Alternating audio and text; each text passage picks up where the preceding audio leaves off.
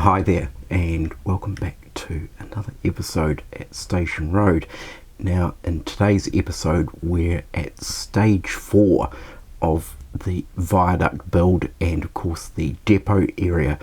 So, where we left off, I started forming, obviously, the landscape or landform with the high-density foam, and we mostly had the viaduct complete. So in today's episode we continue on with more completion of the actual viaduct structure itself, so that is installing the side arch components and a little bit of further work, of course, with the landform.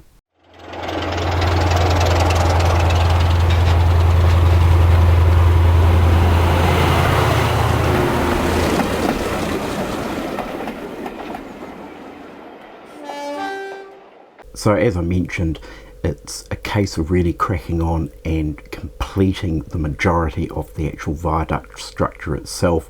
Of course, there were still components to be added and then also a little bit of detailing as well. And that's what I plan to tackle in today's video. We're also going to take a look at what happens where the viaduct crosses over the main lines on the right hand end, and the idea of a girder section that will be installed in there. So I think without further ado, let's just jump into what I got up to. So firstly, we'll just take a look at what progress is being made with the landform areas. So as you can see, I've now actually painted these areas, so we've got a brownish tone, of course, for any vegetation areas, and then the grey for obviously vehicle access road areas. So of course what I had to do was sand all of this high density foam down, and one of the kind of tricky things that can happen when sanding is you can actually take chunks out of the actual high density foam. So in some areas, of course, I went over with a bit of putty filler just to fill in any chunks missing and sand that down. And it doesn't need to be perfect, it's just sort of a general base that's going to have static grass, bushes, trees and all sorts of stuff on top. So of course one key component missing at the moment obviously is our viaduct. So before I place this viaduct back in here, I've got to finish it off a little bit. So of course there is the side walls of the arches that still need to be attached, and then of course I'll get into a little bit of detailing. So there is of course the sort of kind of like the capping stones that are at the top of the pillars or pylons, and then the capping stone that's roughly where the track bed or road bed is for the viaduct as well. So we'll just quickly go through a speeded up version of some of those processes, and then we'll slot this viaduct back into its position here on the layout.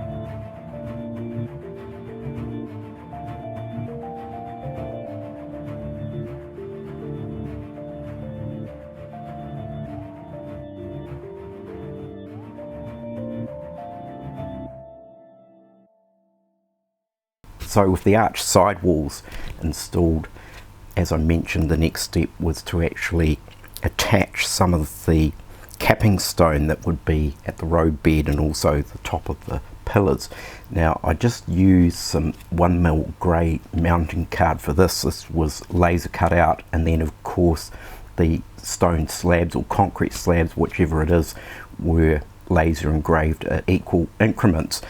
So after that, of course, and this was a comment I think that was raised by some people in previous episodes, was hiding the joins between the modular sections. Now it was always the plan that there would obviously be some form of drainage, obviously from the track bed, and so some down pipes were added. Now these are just actually made out of 2mm rod, the evergreen styrene rod, and then some small sections of tube. So I think it was 3.2mm tube that was cut into tiny little pieces. Then the edge was sliced off, kind of making it the letter C, and then they simply actually clipped over the 2mm rod. Once I'd done that, obviously then it was a case of spray painting them in a black finish. Of course, the troughs at the top of these down pipes were laser cut out of some black card. I think I used 2mm black card, and then just painted the edges to give the indication that there were these troughs at the top of the down pipes. So some other small components that were added was, of course, to the actual parapet walls at the top. The join there between the modular sections also needed to be hidden. So in that case, I just used, I think, 0.5mm card wrapped in brick paper, and they were positioned either side of the join to sort of create a little bit of a raised section. And of course, placed over the top of that was a continuation of these capping stones to give an indication maybe that it's something to do with where the downpipes are and the drainage from the track bed. So obviously with this viaduct now in position, we can sort of gauge how it's looking within the landscape a lot better than in previous episodes, and it's certainly taking shape and I think looking the part.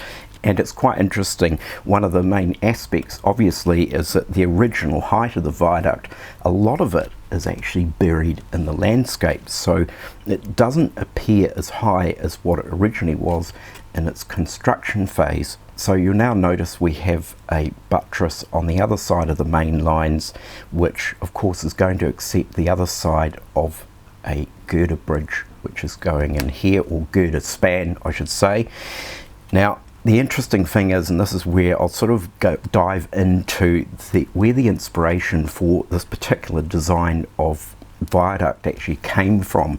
So as you'll know, in my very original plans, this section here was going to also be a girder section, and then there would kind of be this freestanding brick arch section in the middle. Now that might probably really not be prototypical. There possibly are viaducts like that around, but of course shifting this tunnel mouth further forward allowed me to continue the brick arch section all the way through to the edge of the baseboard. Now the arch girder section that was originally planned for here, and I did show an example of a source of inspiration that I had for this particular girder section, and it was from a bridge in Sunderland over the Wear River, and it's quite an unusual arch girder section. And once I'd actually decided this was going to be brick arches all the way to the edge, I thought, well, maybe that girder bridge style would work down at this end. However, now that I'm actually looking at this viaduct and the spacing here across between this buttress and that buttress down there, it's of course nowhere near the length that this bridge is in Sunderland. So I've had a change of thought about the style of girder section that's actually going to be down at this end, and I did a bit of research and a bit of hunting around, and there is a bridge, or quite a small overbridge, that runs over a road in Brighton, so New England Road in Brighton.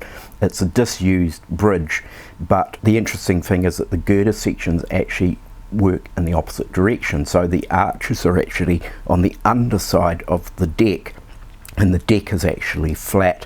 So that's the style that I'm planning to do for down here across this section of the main line, and I think it's going to work in a lot better because it's actually going to drop down below the roadbed rather than rising up above the roadbed, and I think it's just going to create a lot more interest.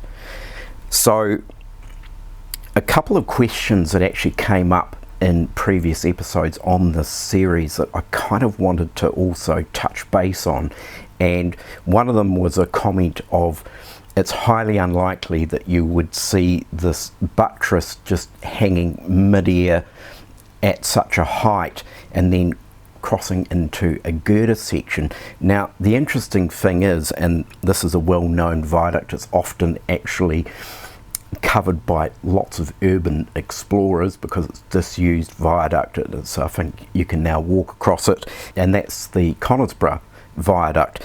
And interestingly, it has a girder section over the river part of the viaduct, and the brick arch section is miles away up in the air, and then all of a sudden it jumps to this girder section. Now the interesting thing is, if I modelled that viaduct, the Conisborough Viaduct, if that was done in 00 scale, and apparently at its maximum height it is 35.5 metres, the scale height to model that would be 467 millimeters high.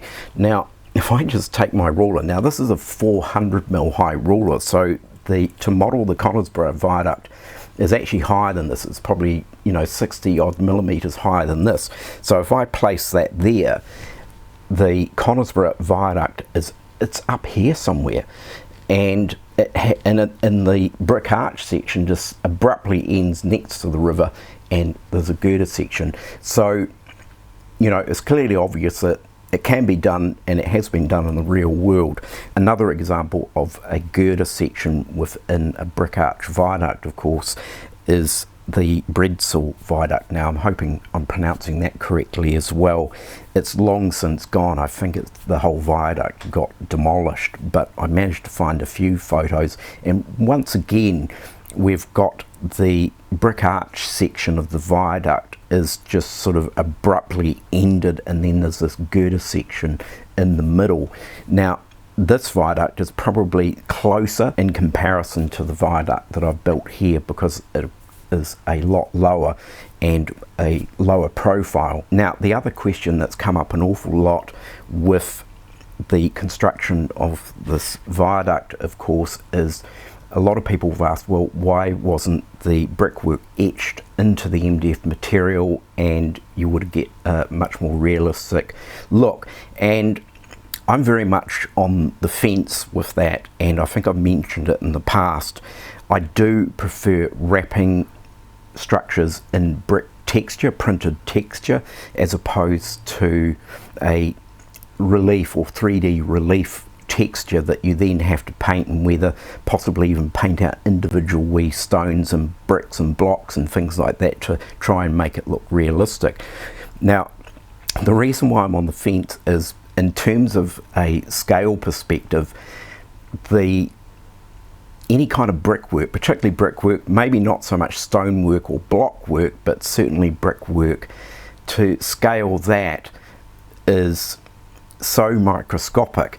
So I'm just going to jump over and demonstrate what I mean. So I thought, what better way to work out the representation of model bricks in 00 scale? Let's take a look at a brick wall. Now this is actually my neighbour's garage wall, but the bricks in here, I believe, are partially recycled bricks, so some of them are probably quite old. I think some are a lot newer, but it's a basic sort of investigation into what's this going to be when it's scaled down to 00 scale. So taking a look at a brick this brick here, for example, is 230 millimeters in length, and it is 75 millimeters high. So I think it's one of the smaller bricks. I know that there were imperial bricks and metric bricks. I'm guessing that these possibly are metric actually, because what is it in inches? Could be imperial as well, because that's 9 inches. So anyway, so if we take that scale and have a look at it, so it was 230 millimeters. We divide that by 76. That means that that brick, the length of one of those bricks would be 3 millimeters long. So that is pretty tiny, right? But the biggest question I have, and of course this relates, obviously the question is, what about the mortar? What about the recess, and how deep is the mortar recess? So these are quite deep, but let's take a measurement here, and that mortar height is roughly 10 millimeters, right? So let's take 10 millimeters, divide that by 76, and the scale height of that mortar would be 0.13 of a millimeter in height. So it's pretty microscopic, isn't it? Right, more importantly, what about the depth of this mortar? So taking the ruler again, and we'll measure that, and the depth is approximately another 10 millimeters. So the height of the mortar and the depth of the mortar is roughly 10 mil square. So once again, the depth of the mortar would be 0.13 millimeters. Now I'm pretty sure, and I'll cut in with a clip here, that a standard sheet of copy paper is about that thickness. So that's the amount of relief that brickwork should have in 00 scale. So in my eyes, I think, what is the point in including this three-dimensional relief to brickwork when literally it is absolutely microscopic? So as you can see, that's why I've chosen to go down the route of wrapping it in a printed brick texture. Now, of course, the other reason too is it is a quicker process. To laser engrave the brickwork in this would extend the laser process exponentially. It would just be insane.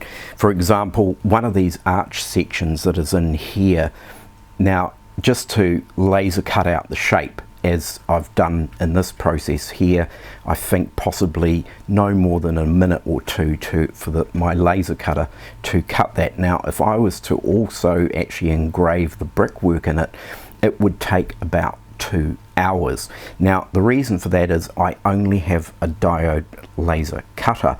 If I had a CO2 laser cutter, of course, it would probably make much lighter work of it, and it would produce the same product with laser engraved brick in maybe 20 minutes, 15-20 minutes. But because I only have a diode laser, a 20-watt diode laser, it takes an awful long time, because engraving, it's rendering it as a filled image as opposed to a cut line or an engraved line. So the time taken is just massive. So that's another reason why this is brick texture paper wrapped. So one more question too that also came up, and of course this relates really to where did I get my inspiration from for this particular style of viaduct.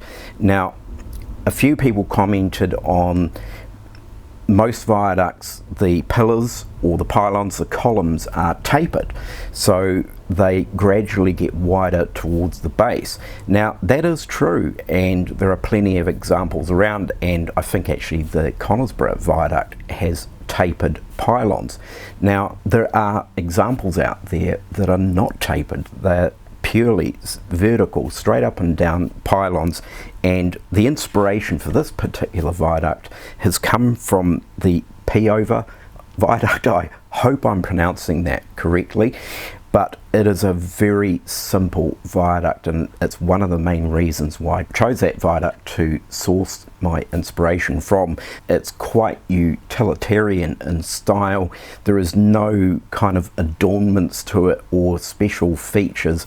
It is really quite basic, and it kind of lends itself to the concept behind this particular viaduct, that from a historical point of view, and of course this is all make-believe, is the company that built this viaduct was very much bang or bust, and I think that when they built this railway line, it was built in a hurry, it was built on a budget, they just wanted to get it done and get it across the landscape, so all the infrastructure was done on a very limited budget, and there was no special treatment applied in any kind of architectural form.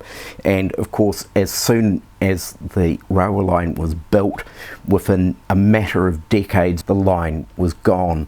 So there's plenty of examples out there that I've heard about where this is exactly the case, where a railway company has charged ahead and built lines, and almost without really thinking about the longevity of their lines, and they've pretty much gone under within decades of them originally being built. So that's the philosophy or concept behind this. So I think that's a wrap for stage 4, and as you can see, what's going to come up in stage 5 is the design and construction of this girder section.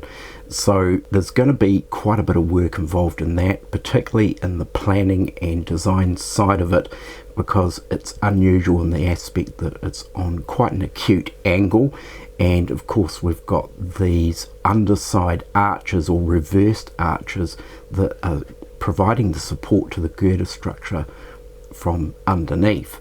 So I'll leave it there for today's video. I certainly hope you've gathered some further ideas and inspiration for your own layouts, and once again a huge massive thank you to everyone who's left their comments in previous videos, and in particular all the birthday wishes from the previous video, of course, which was the rather extraordinary birthday cake that my daughter had made. So do take care, everyone. Look after yourselves. Don't forget to like and subscribe, and I will catch you next time. Bye for now.